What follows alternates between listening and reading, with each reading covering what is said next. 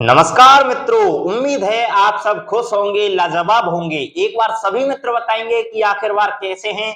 दोस्तों, जैसा कि आपको पता है, यूपी लेखपाल वैकेंसी जो 2022 में आपका आज हाई कोर्ट में सुनवाई की गई थी, यानी कि आज है 28 नवंबर और आज यूपी लेखपाल का जो बुकलेट बी में, यानी कि जो बुकलेट बी था दोस्तों, उसके 86वें क्वेश्चन पर सुनवाई की गई थी। उस प्रश्न पर जो प्रकाश डाला था रॉबिन अग्रवाल, उसी प्रकाश के आधार पर आपकी हाईकोर्ट में सुनवाई है दोस्तों। यानी कि जो आपके रॉबिन अग्रवाल हैं, उसी के आधार पर जो दो वकील थे जो कि स्टूडेंट की तरफ से इस केस को लड़ रहे हैं, मैं उनके नाम बता देता हूं, समर्थ सिन्हा और विजय सिन्हा। यानी कि जो आपके जो वकील हैं दो, यानी कि समर्थ सिन्हा और विजय सिन्हा, उन्होंने आज इस हाईकोर्ट में इस प्रश्न से रिलेटेड सुनवाई में अपनी भूमिका निभाई है। और दोस्तों, सबसे बड़ी बात, यानी कि पूरा स्ट्रिक्टली फैसला तो नहीं आया है कि इसका उत्तर यह होगा। यानी कि इस क्वेश्चन में क्या था मित्रों, हिंदी और इंग्लिश में अंतर था, ए नहीं लगाया गया था इंग्लिश में। और जब भी आपने कभी भी पिछली भर्तियों में और वैकेंसियों में देखा होगा मित्रों कि जब भी ऐसा कोई भी केस बनता है प्रश्न के आधार पर कि वो हिंदी में अलग और इंग्लिश में अलग होता है, तो हमेशा इंग्लिश वाले को सही माना जाता है। बहुत सारी वैकेंसी में तो यह स्पेशल नोट दे दिया जाता है कि अगर प्रश्न में कोई कमी होगी तो इंग्लिश वाला प्रश्न माना जाएगा। तो दोस्तों, उसी के आधार पर मैं बता दूं, अगर यहां पर जो चार ऑप्शन थे ए बी सी डी, अगर यहां पर इंग्लिश वाले प्रश्न को माना जाएगा तो इसका उत्तर नन ऑफ दीज ही होता हुआ दिख रहा है। जिस प्रकार से बच्चे बता रहे हैं, जो नन ऑफ दीज था आपका, जो लास्ट का जो ऑप्शन था 86वां बुकलेट बी के हिसाब से बता रहा हूं मैं मित्रों।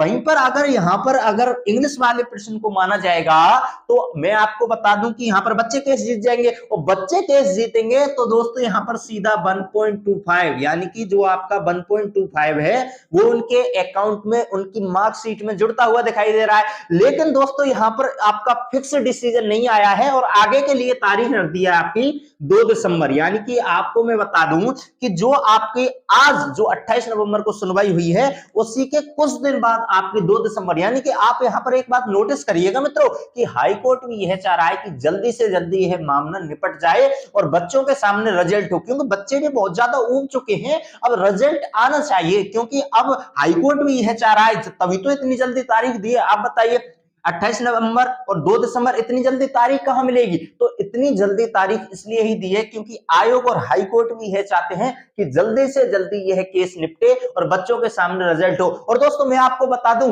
हो सकता है यह 2 दिसंबर लास्ट डेट हो, लास्ट हियरिंग डेट हो। तो दोस्तों, अगर यह लास्ट हियरिंग डेट होगी तो आपका जो रिजल्ट है वो दिसंबर के लास्ट वीक तक आ सकता है। यानी कि यह केस जब खत्म हो जाएगा तो उसके 15-20 दिन बाद आपका रिजल्ट आपको देखने को मिल जाएगा। तो दोस्तों, यहां पर स्ट्रिक्टली डिसीजन नहीं आया है, लेकिन यह जरूर साबित होने, यानी कि आशंका जताई जा सकती है कि यहां पर बच्चे केस जीत सकते हैं। और नन ऑफ दीज जिन्होंने उत्तर लगाया है दोस्तों, उनके खाते में 1.25 क्वेश्चन, यानी कि जो आपका मार्क्स है वो जुड़ता हुआ दिखाई दे रहा है। और फाइनल पता चल जाएगा आपका जब 2 दिसंबर को अपडेट आएगा।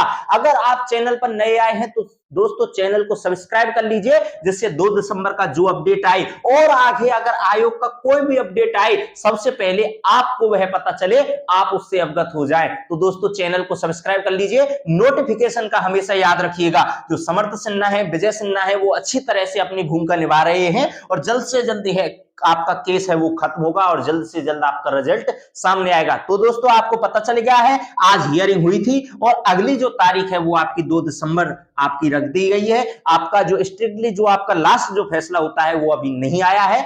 आगे और भी कोई अपडेट होगा तो AKGS रिसर्च सेंटर सबसे पहले आप तक पहुंचाएगा। उसके लिए आपको चैनल को सब्सक्राइब करना होगा, जिससे आगे भी अपडेट, आगे भी इंफॉर्मेशन आपको मिलती रहे। तो दोस्तों, मिलेंगे आगे भी ऐसी ही इंफॉर्मेशन के साथ नेक्स्ट वीडियो में। जय हिंद, जय भारत।